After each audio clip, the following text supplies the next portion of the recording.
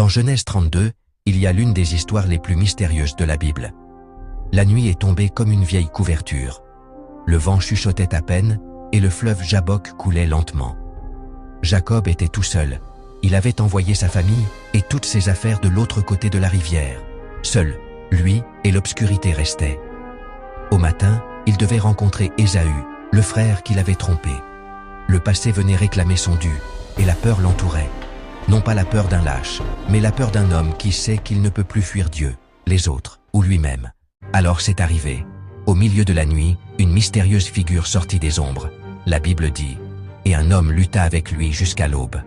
Aucune explication donnée, juste un combat au corps à corps sous le ciel nocturne. Jacob a lutté pendant des heures. Ses pieds s'enfoncèrent dans la terre, ses bras se fatiguaient. Ce n'était pas seulement un combat physique, c'était un choc entre un homme et l'inconnu. Jacob a lutté de toute sa vie, avec ses péchés, sa culpabilité et le vide de toujours compter sur sa propre astuce.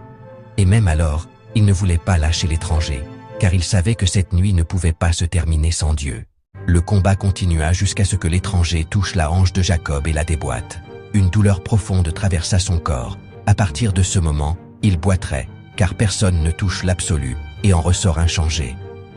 L'étranger lui dit « Laisse-moi partir, car l'aube se lève. » Mais Jacob, brisé et haletant, répondit de toute son âme « Je ne te laisserai pas partir, à moins que tu ne me bénisses. » Quelle image incroyable!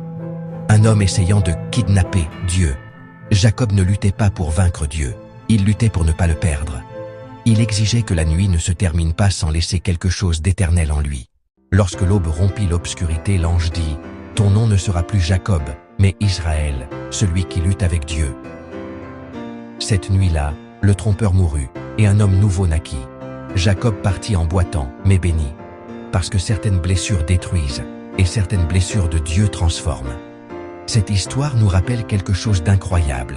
Il y a une sorte de prière si désespérée et profonde qu'elle semble capable d'arrêter le ciel jusqu'à ce qu'elle reçoive sa bénédiction. Je ne te laisserai pas partir, à moins que tu ne me bénisses. C'est la prière de l'homme désespéré, du pécheur brisé, de l'âme qui ne veut plus seulement survivre, mais être béni par Dieu. Jacob, l'homme qui a kidnappé Dieu.